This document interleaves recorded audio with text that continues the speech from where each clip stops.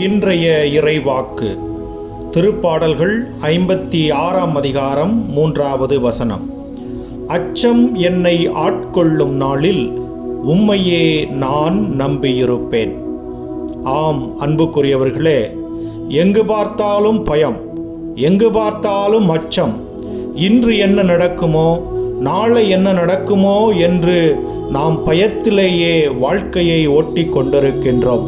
மகனே, மகளே, கலங்காதே, நான் உன் கூடவே இருக்கிறேன் என்று சொல்கின்ற ஆண்டவருடைய வாக்குத்தத்தத்தை நாம் நம்புவோம்.